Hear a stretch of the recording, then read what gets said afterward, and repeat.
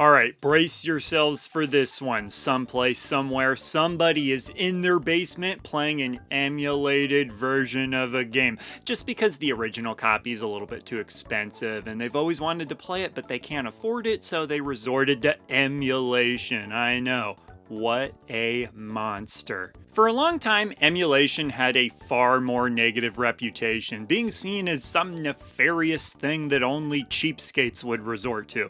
Well, call it a comeback, because these days it has a much more positive reputation, and this is for a variety of different reasons. One of the biggest arguments for emulation that's been gaining a lot of steam is preservation. With a lot of this hardware being very proprietary, we can't rely on these consoles to be around forever to play some of these games, so emulation is just the most logical way to make sure we still have these games going forward. And with a lot of these companies that actually made these consoles making it clear they don't necessarily give a crap about preservation of video games, it's up to the emulation community itself to make sure that these games are gonna actually be playable going into the future. Another thing that people like to point to is how game prices have gone wild, and some would even go so far as to say they've gone buck wild. Thing is, for some of the prices that certain games can go for,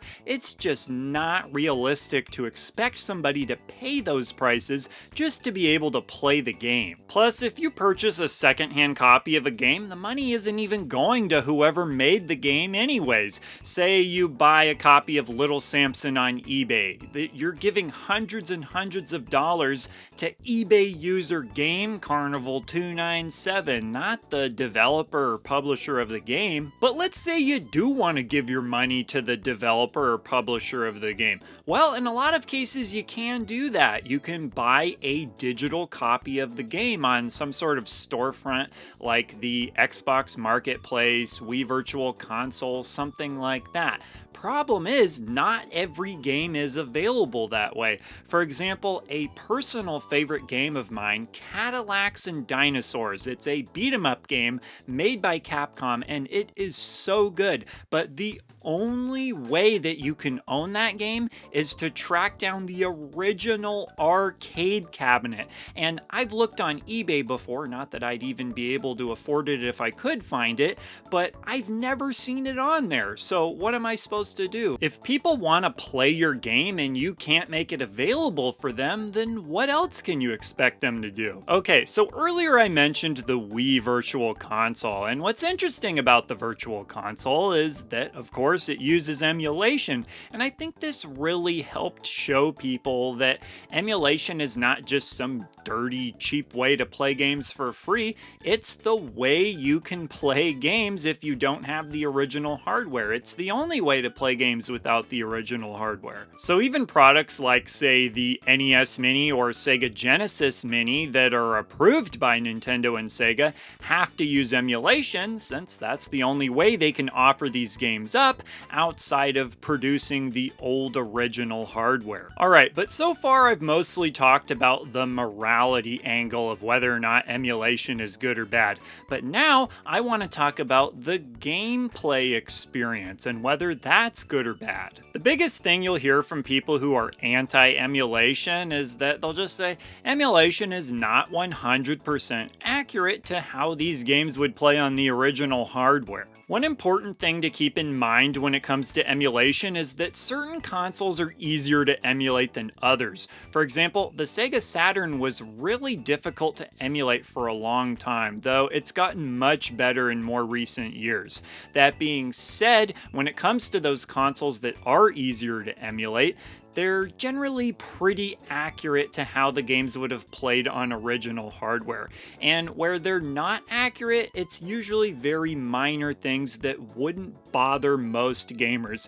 For example, the color of the sky in Super Mario Bros. May be a slightly different shade of blue. Most people are not gonna care. Like, can you just imagine your friend coming over and you go to play Super Mario Brothers with your friend, and your friend's like, wait a second, was the color of the sky always that shade of light blue? And you're like, yeah, Yeah, and they're like, oh, no, it wasn't. I'm not playing this garbage, and I'm not gonna be your friend anymore. Plus, the people who are working on these emulators generally don't have a stopping point where they're just like, well, looks good enough to me. No, they typically keep working to try to make it as accurate as possible, either based on feedback that they get or what they observe themselves. And then there's a matter of convenience. Without having to use the original hardware, there's a lot less required that you need to hook up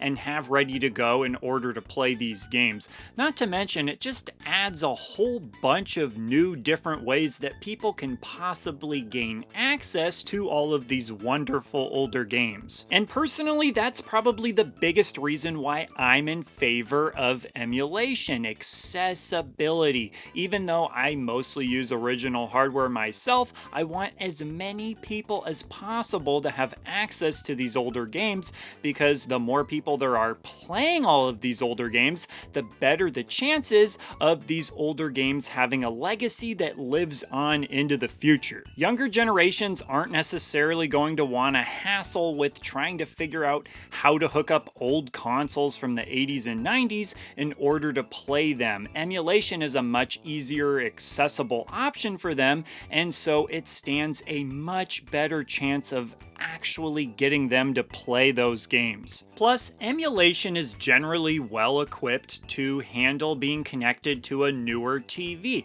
Now, people like you and I maybe love having CRT TVs, absolutely love them, but most people don't. And if you're trying to get somebody into retro gaming, you need the least amount of hassle as possible. Have you ever seen somebody trying to hook up an old console into a newer TV without realizing that they need special equipment in order to make it look right? Well, it's not pretty, let me tell you. Heck, for a lot of you, regardless of how knowledgeable you are when it comes to hooking up older consoles, you may choose emulation by choice because of that convenience. For example, whenever I go over to a friend's house to play retro games, I almost always bring a mini console because I figure, hey, they've probably got a modern TV, and this will just be an easy way that I can bring this over, plug it in, it works good enough, looks fine, and we can have fun that way. All right, but that brings me to my last point that I want to go over, and that would be the good old try before you buy. And those of you who have done this before know exactly what I'm talking about. Basically, you're thinking of getting a game and you're not sure if it's worth the investment, so you think, well, I should at least make sure I'm going to enjoy this game. So what do? You try the game out first. And then, in a lot of cases, you do end up buying that game. There's a ton of games I know that people have purchased after having tried it out first. So with that in mind, the next time you use emulation to try out a game before you buy it, repeat to yourself 3 times, I am not a monster. But I think that will about do it for this video. Of course, I want to hear from all of you. When it comes to emulation, people have a lot of thoughts because it's just such a prevalent thing in the retro gaming community. So be sure to leave your thoughts down below, and I will see ya in the next video. He's the retro bird, yeah, and he's talking about video games. He's the retro